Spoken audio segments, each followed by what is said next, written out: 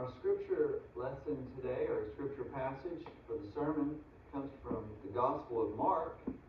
I'll be reading chapter 4, verse 35 to 41.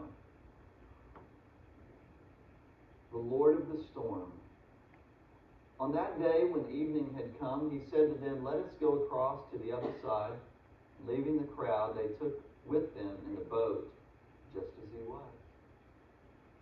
And other boats were with him, and a great windstorm arose, and the waves were breaking into the boat, so that the boat was already filling. But he was in the stern, asleep on the cushion. And they woke him and said, "Teacher, don't you care that we're perishing?" And he awoke and rebuked the wind and said to the sea, "Peace, be still." And the wind ceased, and there was a great calm. He said to them, "Why are you so afraid? Have you still no faith?" And they were filled with great fear and said to one another, "Who then is this, that even the wind and the sea obey him?"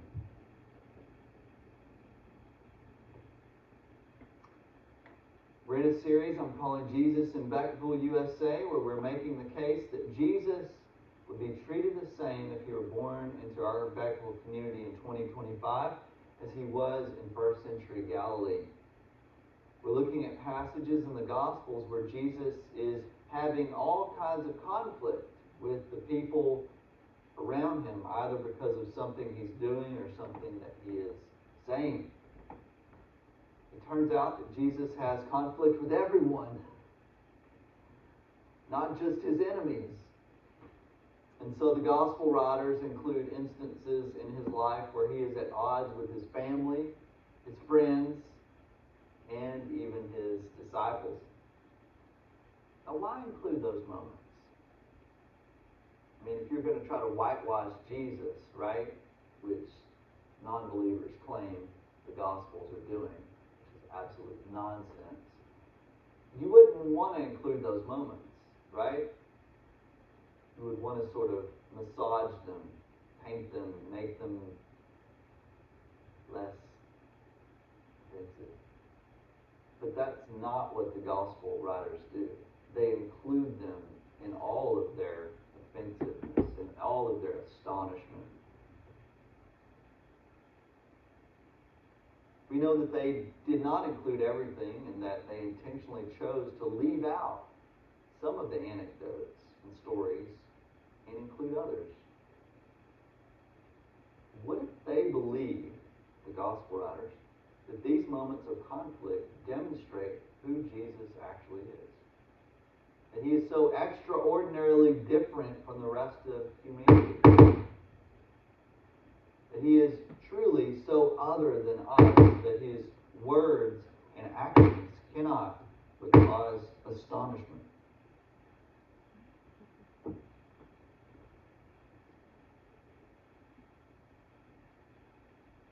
Bewilderment and fear in the people he encounters.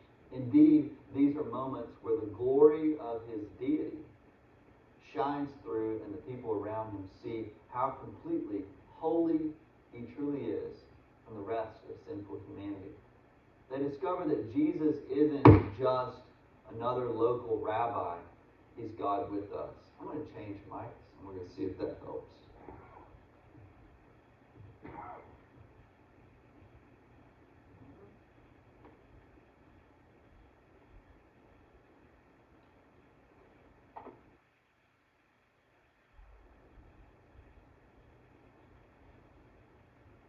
All right.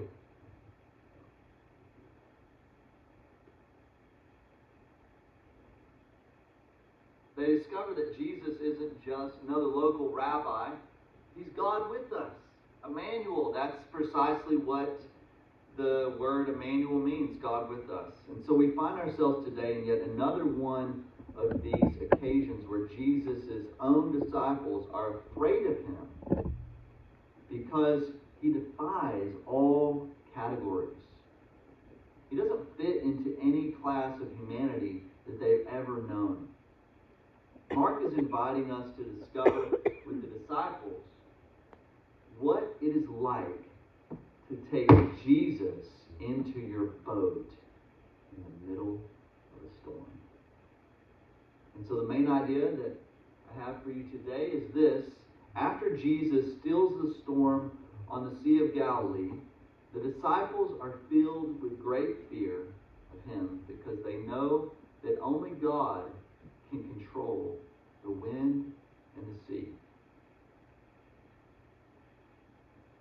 We'll be looking at how the disciples fear the storm first. Secondly, we'll be looking at how Jesus stills the storm. And finally, how the disciples fear Jesus.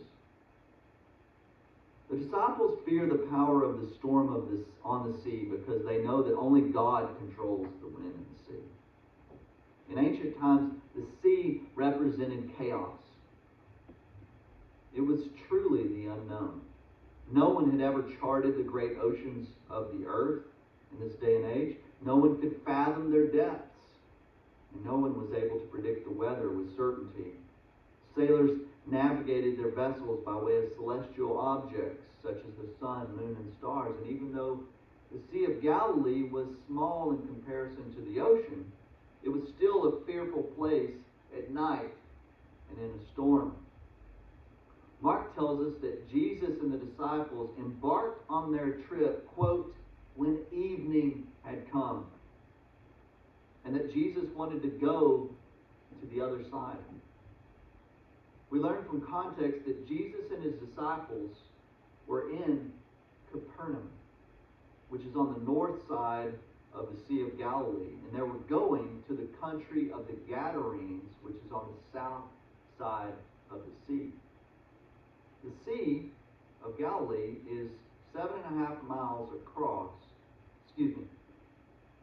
That trip from the north side of the Sea of Galilee to the south side is about 13 miles.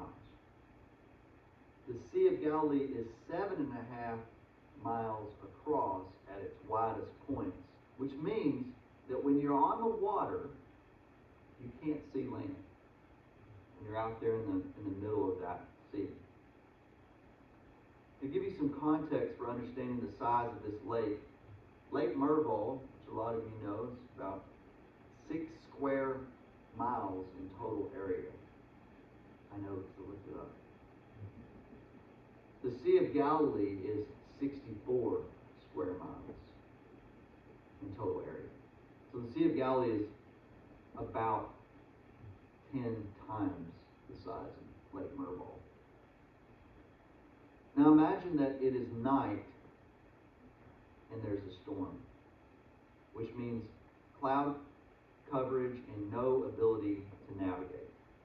Remember, there's no GPS in this day and age. There's no motor on the boat, just oars and sails.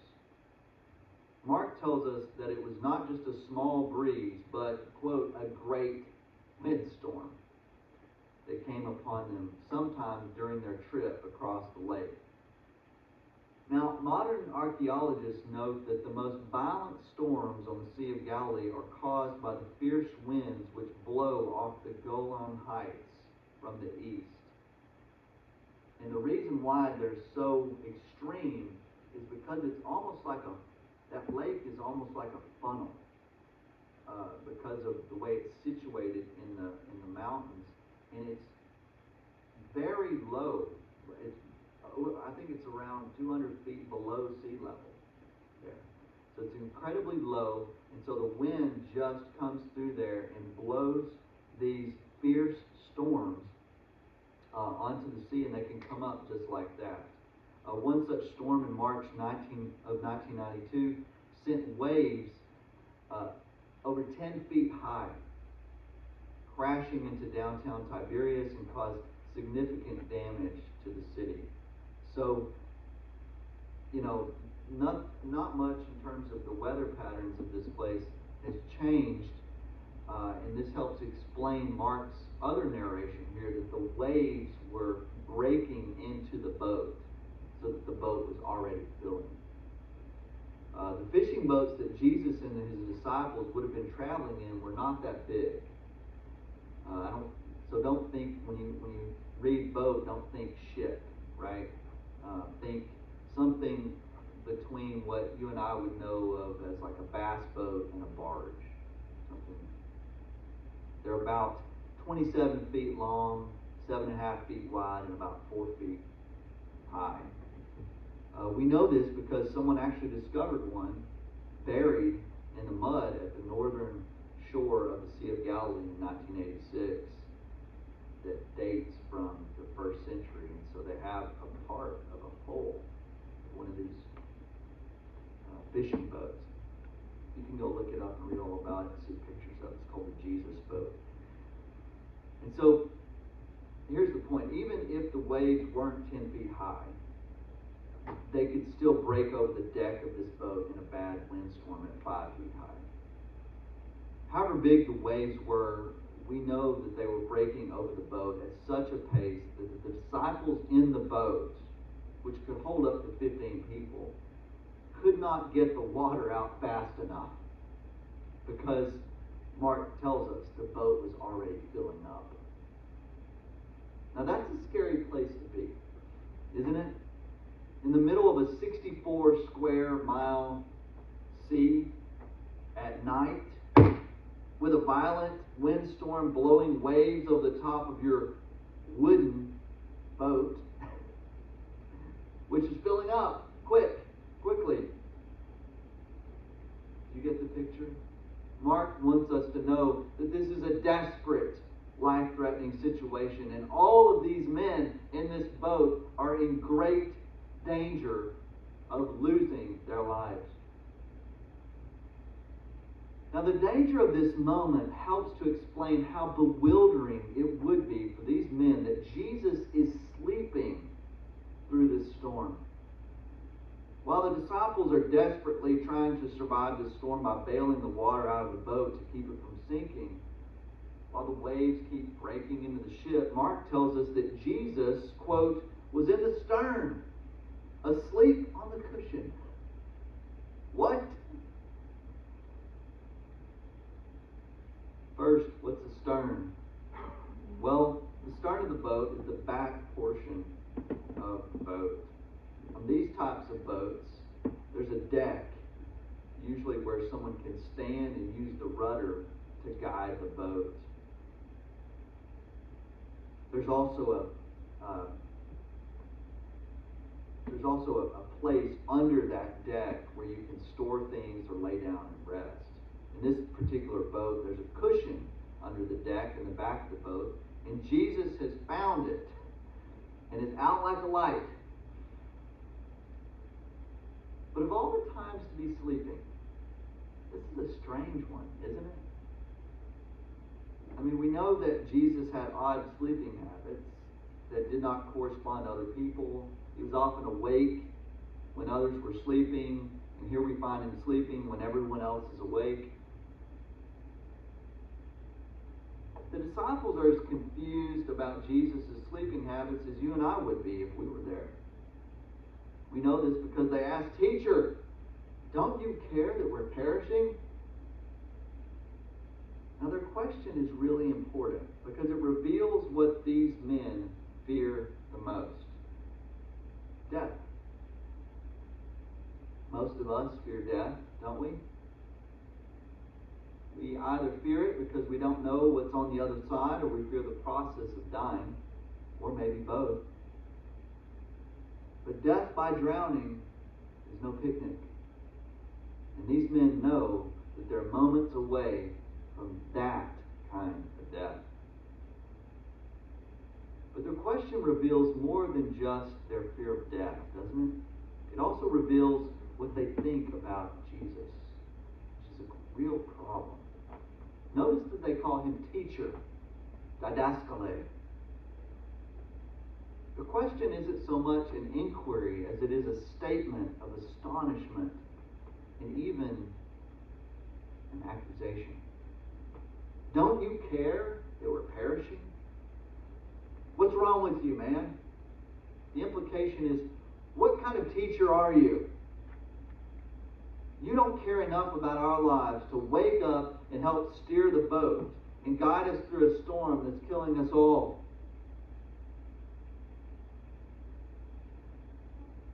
The assumption behind their question is that if Jesus is sleeping or is inactive during a crisis, that must mean he doesn't care. Many of us, many of you, at one time or another have found yourself drowning metaphorically in fear and even anxiety, maybe even loneliness. And in the midst of that suffering and pain, you've accused God of something very similar to what these men are accusing Jesus of. Where are you? Don't you care about me? How can you watch me die and do nothing? What kind of God are you? And even if you didn't have the guts to say those kinds of things out loud, you probably thought them at one time or another. Why? How do I know that? Am I reading your minds? Am I secretly watching you? No. It's human nature, because of sin, for us to fix our eyes on the worst possible outcome in the midst of fearful moments, all the while forgetting who is in the boat with us.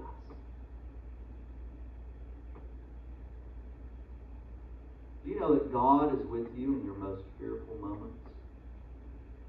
Just because he's not doing what you think he should be doing when you think he should be doing it does not mean that he doesn't care about you or know what you are going through. Notice that, secondly, Jesus' response here to their desperate accusation isn't to immediately talk them out of their fear. Oh, guys, don't be afraid. Everything's okay. You're overreacting. Don't be so dramatic. He doesn't do that, does he? No. Instead, he handles the threat directly by talking to the wind and to the sea. Now, when Jesus stills the storm, all of the disciples in the boat are dumbfounded because they know that only God can control the wind and the sea. They're not stupid. You see, the disciples expected Jesus to wake up and start behaving as frantically as they were by, bailing out the water on the boat or grabbing the rudder and trying to steer it to shore. Maybe shouting some commands over the, trying to see, standing on the back of that boat.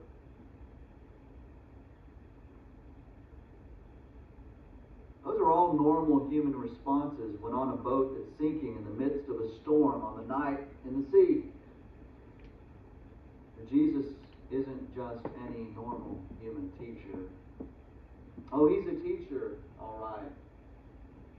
But he's also God. Look at what Mark tells us Jesus did as soon as he awakens.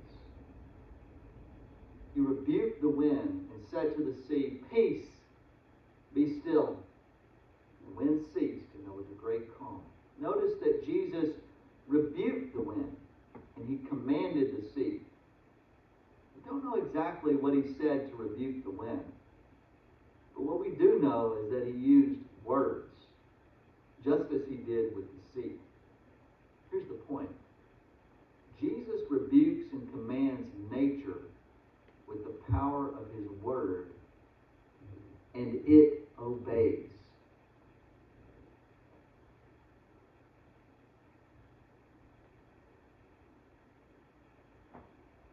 We know that the wind and sea obeyed him because Mark tells us that the wind ceased and there was a great calm. The wind and sea recognized the voice of their Creator. How did God create the heavens and the earth? Remember, by the power of his word. Let there be. And it happened.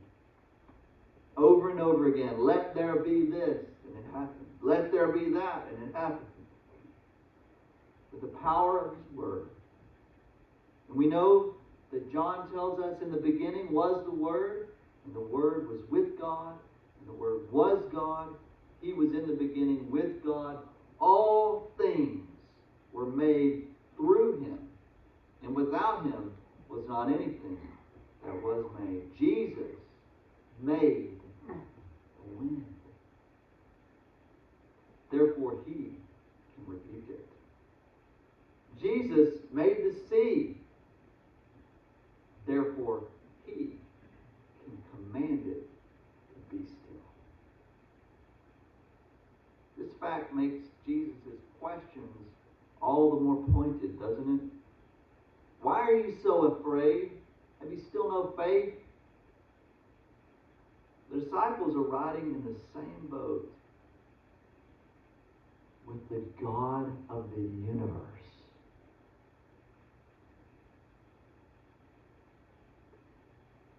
And they're afraid of dying in the storm? Let that sink in for a minute.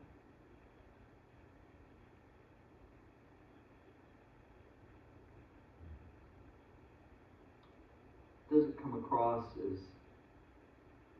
harsh and as pointed in this translation? But the word that's translated for fear here that Jesus is using actually means cowardly, timid. It's not the normal word for fear, phobos. Literally, his question is, why are you cowards?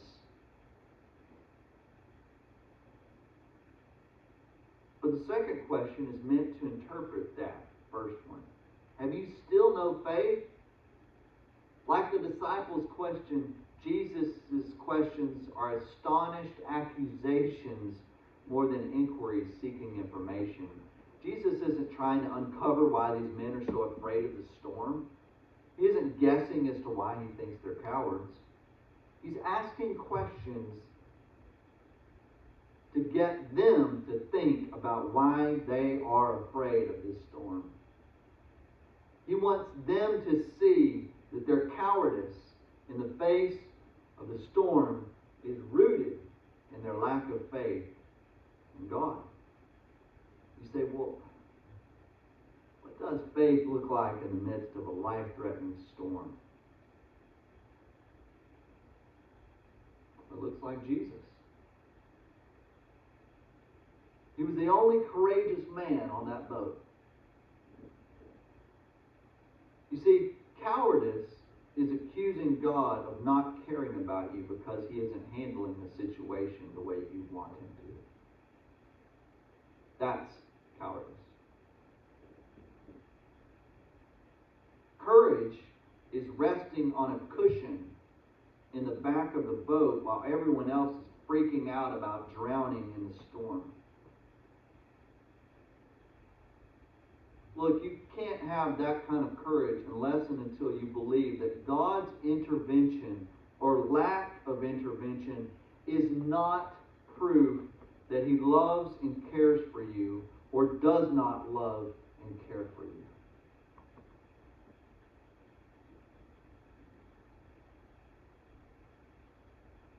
The proof of God's love is His promise to never leave you or forsake you. To ride to the bottom of the sea with you, if need be.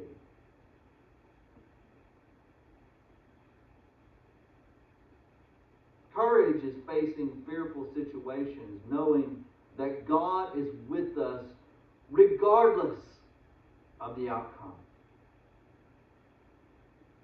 You have that kind of courage in the face of life's greatest storms?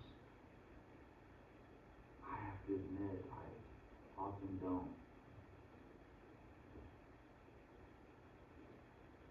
You can.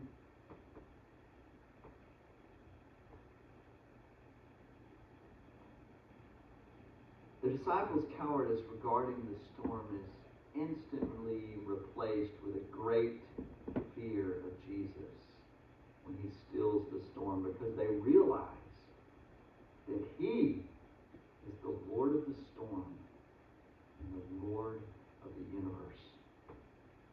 Mark tells us that they were filled with great fear and said to one another, "Who then is this that even the wind and the sea obey him?" You often hear me say that God is in a class all by himself. This is what it means for him to be holy, cut apart, separate. When Jesus stilled this storm with the power of his word, he set himself apart from every other human being on the face of the planet. No human has ever had or will ever have that kind of power. It's a power reserved only for the Creator of the universe, the God of all creation. The disciples recognized that Jesus' ability to command obedience from the wind and sea puts him in a class all by himself. And this realization fills them with fear. They don't have a category for Jesus. He seems so ordinary on the one hand. He sleeps and eats like any other human. But yet the wind and sea obey his voice. That's the Jesus that we must present to our unbelieving neighbors.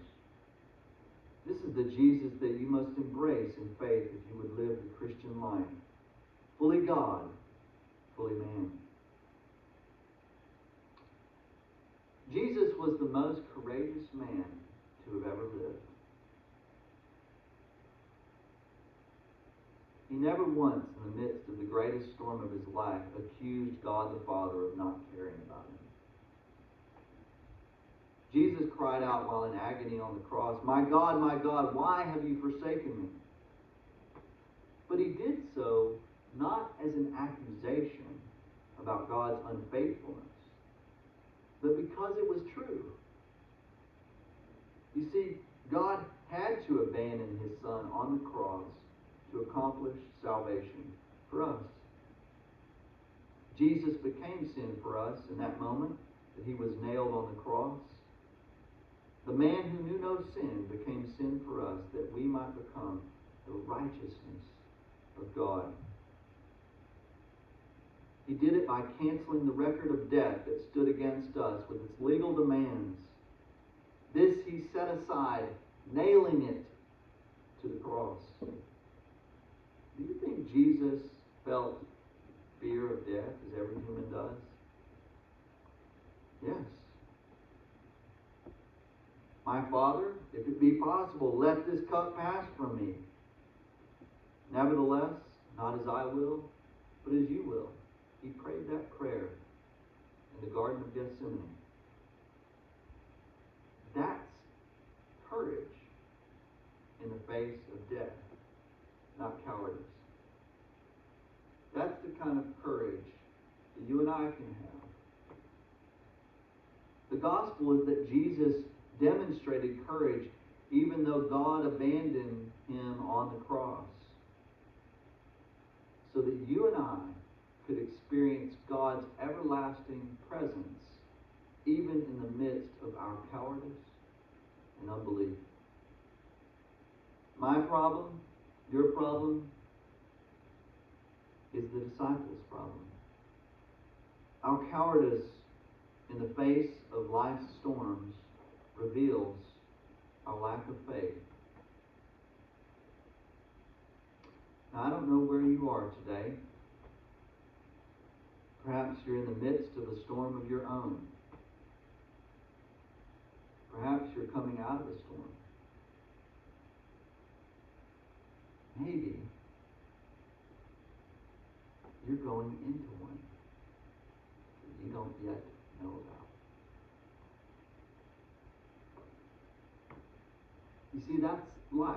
This moment in this boat, on this sea, isn't so far removed from you and I here in Beckville, Texas in 2025, is it?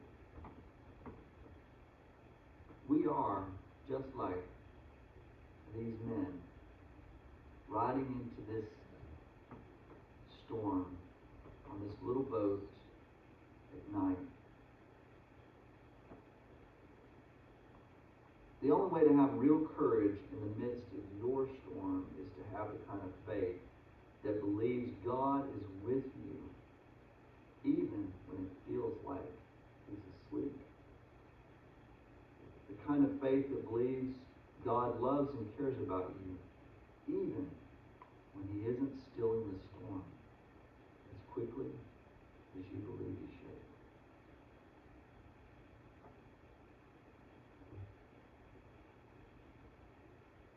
And that's the kind of faith that you and I can have if we believe that Jesus is the Lord in the storm. In the name of the Father, and the Son,